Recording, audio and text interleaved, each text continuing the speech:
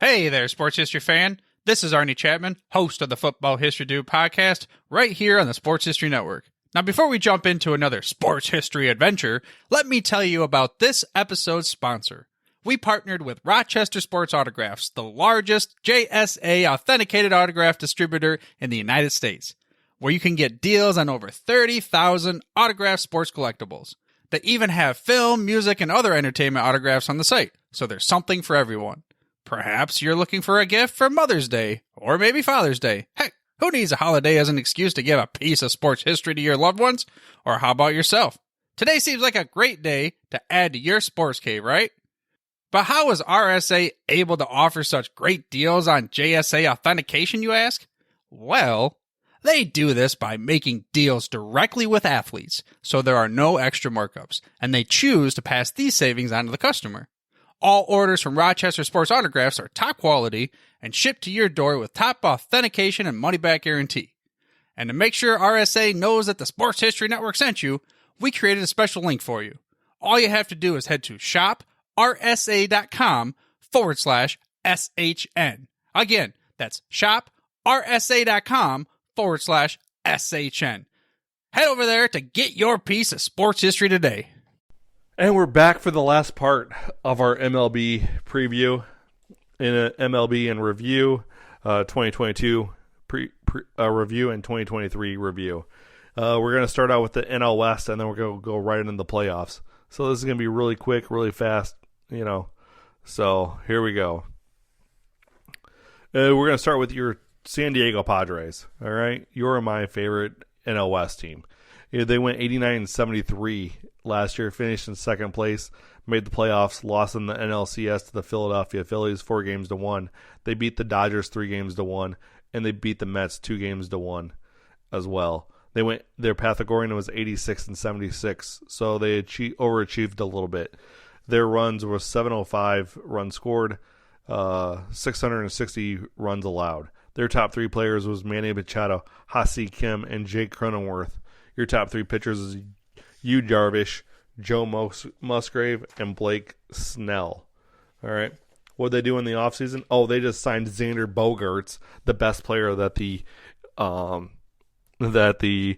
Boston Red Sox had. They also got Robert Suarez, Michael Wacha, Seth Lugo, Matt Carpenter, Nelson Cruz. Jeez. They spent $407.2 million this offseason. Granted, 280 of that was on Xander Bogaerts, but well worth the money. They did lose Sean Manaea, Mike Clevenger, Josh Bell, Brandon Drury, Pierce Johnson, Jurickson Proffer, and Will Myers and Jorge Alfaro. All right. Your starting lineup is looking like this. Behind the dish, Aaron Nola. Over at first base, you got Cronenworth. At second base, you got Ha-Seong Kim. At short, you got Xander Bogaerts. At third, you got Machado. Out in left, you got Juan Soto. Out in center field, you got Trent Grisham. And in right field, when he comes back, you're going to have Fernando Tatis Jr. You also got Nelson Cruz and Matt Carpenter as your DHs. Man, that team got really good. Then you got Yu Darvish as your day one starter, Joe Musgrove, Blake Snell, Michael Wacha, Nick Martinez. That rounds out your starting five. Your closer is Josh Hader. He's probably the best closer in the game up through July 30th. And then from July 31st to the end of the year, he just implodes some reason. So that's why you got Robert Suarez to help out there. Drew Pomeranz is your other setup guy. Luis Garcia is a setup guy. You got middle relief guys of Steven Wilson, Brent Honeywell Jr., Ray Kerr. You got long guys of Seth Lugo, who could fill in as a closer if he needed, Jay Jerome, and Ryan Weathers. All right. BaseballProspectus.com has them going at 93.3 and 68.7.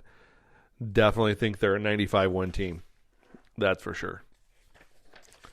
Next up, we have the Los Angeles Dodgers, the team that finished in first place last year with a record of 111 and 51. I didn't realize that they were that close to winning 116 games. They lost in the NLDS, though. after coming off a World Series championship, right? They won it in 2021? Or was that 2020? I don't know.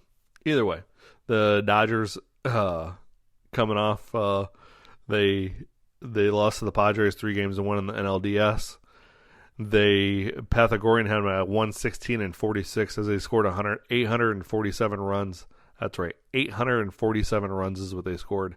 The runs allowed was 513. Their top 3 players was Mookie Betts, Freddie Freeman, and Trey Turner. Turner, he gone. Top 3 pitchers was Julio Urias, Tony Gonsolin, and Tyler Anderson. Anderson, he gone. All right, your major league signings this offseason was Syndergaard, J.D. Martinez, David Peralta, Shelby Miller, Jimmy Nelson. Shelby Miller is still pitching? I feel like that guy's really old, even though I bet you he's not. It just seems that way. They also signed Jason Hayward to a minor league deal as well. And then they lost Trey Turner, Justin Turner, Cody Bellinger, Tyler Anderson, Craig Kimbrell, Chris Martin, Andrew Heaney, Joey Gallo, Edwin Rios, Tommy Canale, Kevin Pillar, Trevor Bauer, obviously, who's playing over in Japan now, and David Price will not pitch this year. Their starting lineup is looking like this. You got Will Smith behind the dish. And you got Freddie Freeman over at first. You got Yoni Hernandez and Michael Bush playing second. Actually, you know what? Miguel Vargas is who I'm going to say is their second baseman. At shortstop, Miguel Rojas. At third base, we got Max Muncy. Out and left, you got David Peralta. In center field, you got Trace Thompson, Chris Taylor. I mean, it's just going to be a plug-and-play type situation. Chris Taylor's probably going to get the start. You also got Jason Hayward that's able to play there as well. Then out in right field, you got Mookie Betts. And your DH, of course, is going to be J.D. Martinez. Your starting pitchers, day one, is Julio Urias, Tony Gonsolin, Clayton Kershaw, Dustin May, Noah Syndergaard. Your closers, Evan Phillips, Alex Vesia, and Daniel Hudson. They're going with a 3-headed monster. Your middle relief is Yency Almonte, Victor Gonzalez, J.P. Miller. Your long guys, and Miller can actually fill in as a starter if you need to as well. Your long guys are going to be Ryan Pipiet, Michael Grove, Gavin Stone. Baseball Prospectus has this team going 94.6 and 67.4. I mean, this is not a 100-win team season at all. I'm saying that these guys win 90 games. I don't think they make 95. I think they win 90. They lost too many good pieces. Didn't really fill it in the backside. Their pitching staff is kind of weak. You got Urias and Gonsolin and Kershaw, but Syndergaard didn't even pitch for the Phillies in the playoffs really. So I just don't think they have that. They don't have Walker Buehler. That's all I'm saying. Due to being injured. Next up, you got the Arizona Diamondbacks. They went 74-88. Their Pythagorean was 77-85. They had 702 runs scored, and they allowed 740. Your top 3 players are Christian Walker, Dalton Varsho, he gone, Josh Rojas. Your top 3 pitchers are Zach Gallen, Merrill Kelly, and Drew Jameson. All right. What did the Diamondbacks do this year? Oh, yeah, they got rid of a bunch of players. That's what they did. However, they did bring in Andrew Chafin, Scott McGough, Evan Longoria, Zach Davies, and Miguel Castro. But they did lose Varsho, Caleb Smith, Jordan Lupo, Ian Kennedy, Hummel, Sergio Alcantara, Sean Poppin, Taylor Widener, Stone Garrett, Kenyon Middleton, Edwin Uceda, Reyes Moranta, Tyler Holton, Yanni Hernandez, and JB Bukakauskas. Whatever. I don't know what that guy's name. But what you gonna do? I can't pronounce last names. It's a fault. I guess I have. Their day one starters are going to be behind the dish. They're going to go Gabriel Moreno, acquired from the Toronto Blue Jays. At first base, Christian Walker, of course. Second base, Ketel Marte. Shortstop is Nick Ahmed. Third base, you're looking at Evan Longoria now. And left field is you got Lourdes Gurriel Jr. Out in center, you got Corbin Carroll. Out and right, you got Jake McCarthy, and you got your DH of Seth Beer and Pavin Smith. You got a starting five of Zach Gallen, Merrill Kelly, Madison Bumgarner, Zach Davies, and Drew Jamison. You got a closer of Mark. I always pronounce this guy's Melicone, Kevin Ginkel. I don't know why they have two closers in baseballprospectus.com as the depth chart. It's Melicone all day. It's Mark M all day. All right, your setup guy is Joe Mantiply. All right, your middle relief has gotten Kyle Nelson, Miguel Castro, Andrew Chafin. Your long guys are going to be Tommy Henry, Brandon Pfaft, and Blake Watson. All right, the prospectus has them going 75.1 and 86.9. Not in this house, not in us on this podcast. They're winning 72 games. That's it. All right, next up, you got the Colorado Rockies. All right, they went 68 and 94 last year. Pythagorean had them 65 and 97. 698 runs scored, 873 runs allowed. Top three players are going to be Brendan Rodgers, Ryan McMahon, C.J. Cron. Your top three pitchers is Daniel Bard, Kyle Freeland, and Herman Marquez. All right. You have a starting or you got a opening a lineup of Elias Diaz at behind the dish. You got C.J. Cron at first. At second base, you got Ryan McMahon and Brendan Rodgers.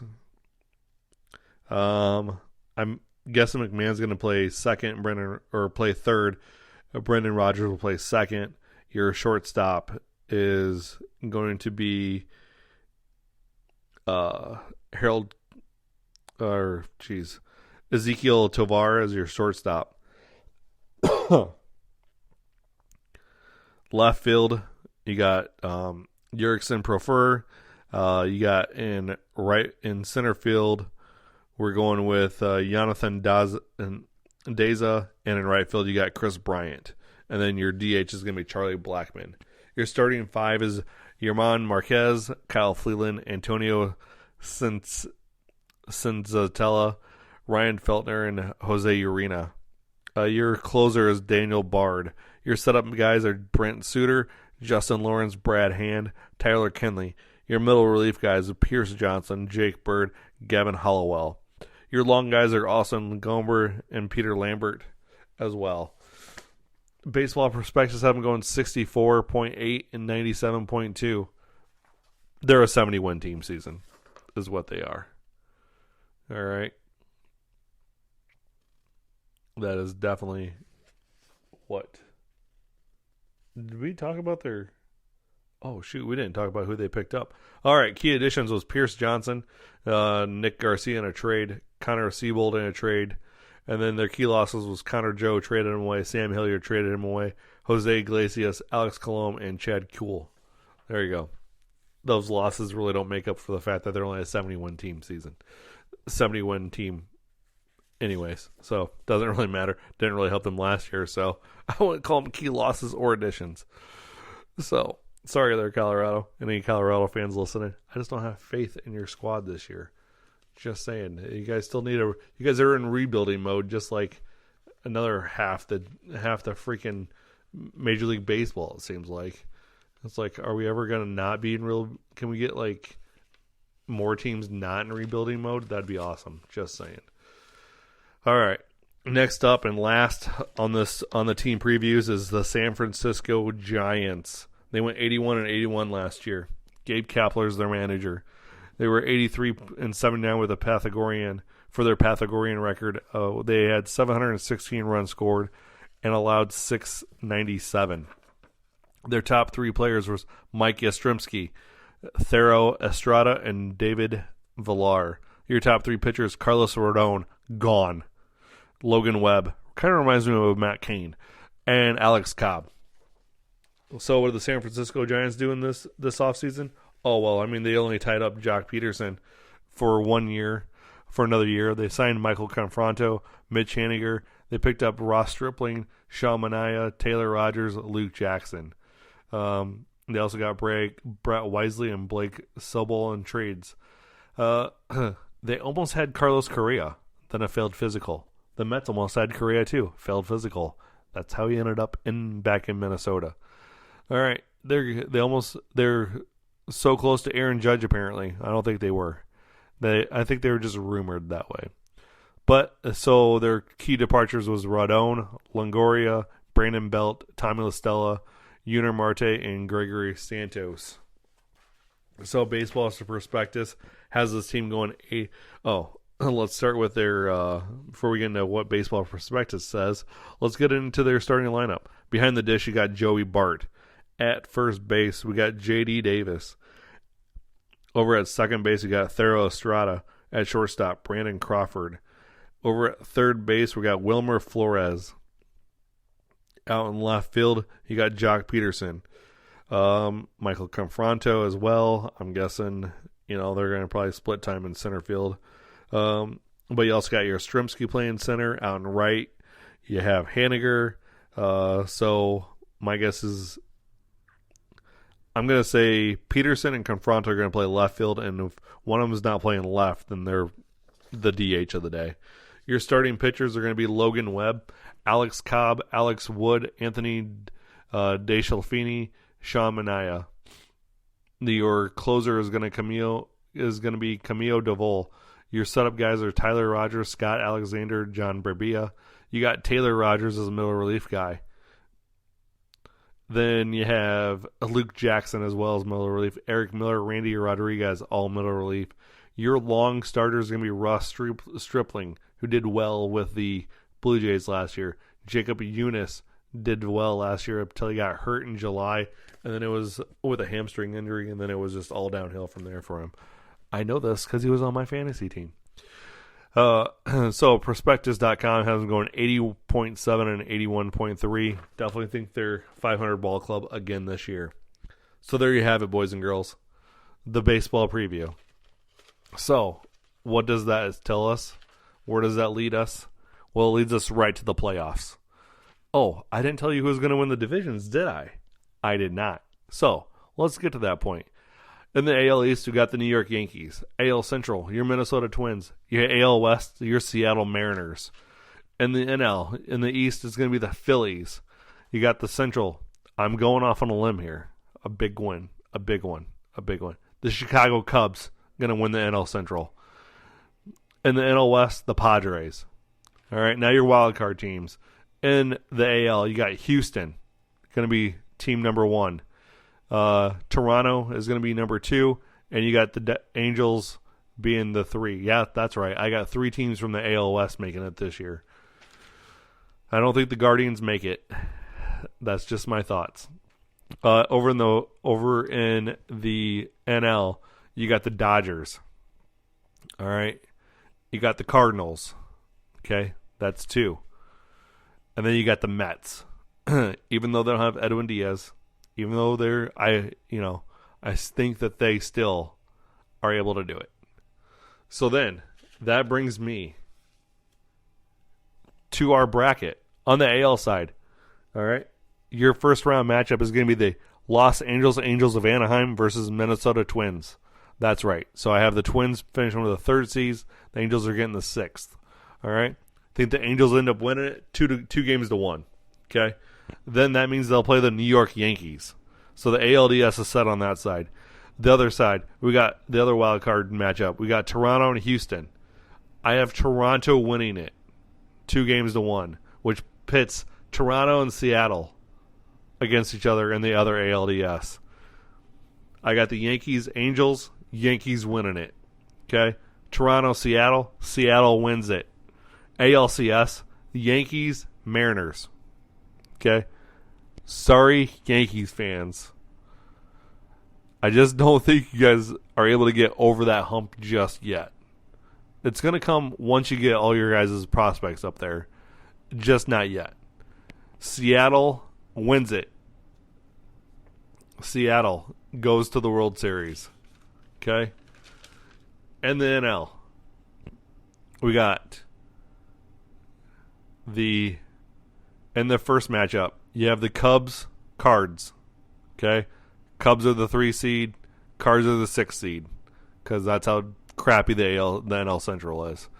Over on the other side, you got the Dodgers, Mets. All right. The two teams with byes are the Padres and the Phillies. I got Padres number 1 seed, Phillies number 2. All right. So, Cubs beat the Cardinals. They face the Padres. Dodgers over the Mets. They face the Phillies.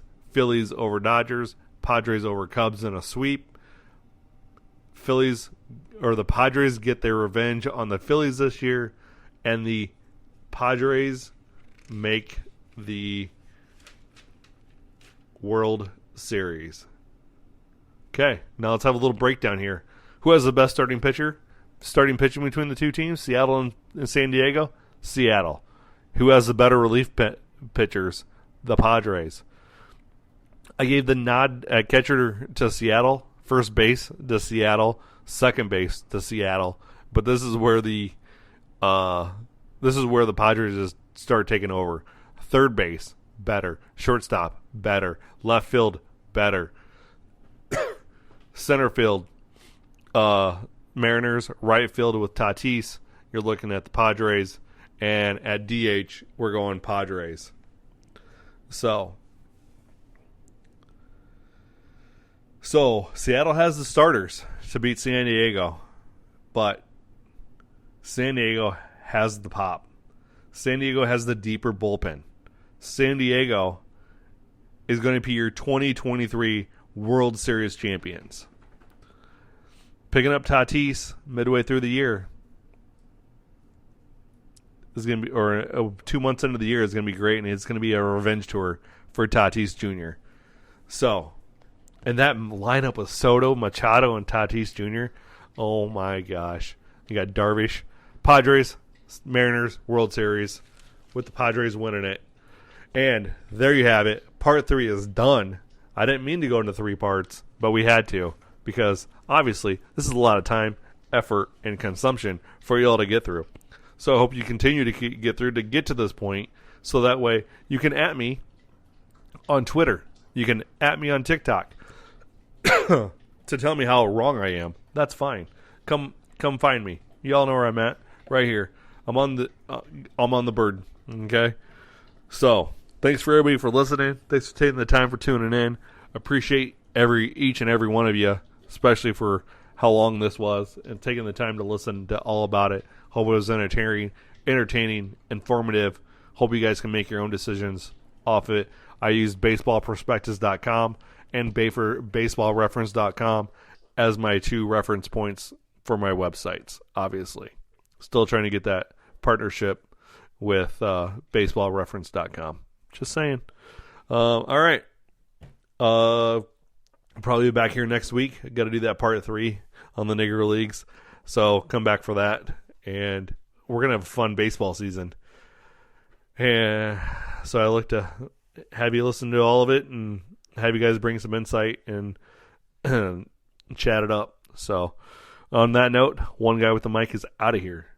So, but before I go and before you go, I need you to hit the bell. Okay? That's going to send you a notification when we have a new episode. I need you to hit the follow button so that way it pops up in the follow list. And make sure to download this episode wherever you are listening to all your podcast needs as well, because that's how we get credit for podcasts is off the downloads. All right. And on that note, I'm out. Hey there, sports history fan. This is Arnie Chapman, a.k.a. the Football History Dude. And I hope that you enjoyed this recent episode presented by the Sports History Network and were able to learn some good old-fashioned sports history knowledge nuggets. I started the Sports History Network back in 2020 with the mission to help podcasters find a community of like-minded sports history nerds, as well as helping aspiring podcasters to start their own shows. We have a little bit over 30 shows on the network right now covering all sorts of sports history, but as far as I'm concerned, we're just at the toothpick in the ocean moment, that can't even figure it out because there's so much more coming. We wanted to create the ultimate headquarters for sports yesteryear, starting with Podcast Network and our website, but we're going to continue to move into other mediums as well. And here's the cool part, because we want you to be part of our team. So if you're interested in starting your own podcast, or maybe being a guest on one of our shows, or who knows, maybe even writing an article for us over on the website. Seriously, all you got to do is reach out to us on the contact page over at sportshistorynetwork.com. You can be as technologically savvy as a Neanderthal tapping on a stone trying to figure out this whole hieroglyphics thing back in the day. Again, it doesn't matter, because even if you don't understand the whole podcast space, we have a production team that can pretty much help you out with doing everything. All you got to do, head over to sportshistorynetwork.com, head to the contact page, fill it out. That message goes right to me, and I'll reach out to you as soon as I can. But for now, dude, I'm through if you're through.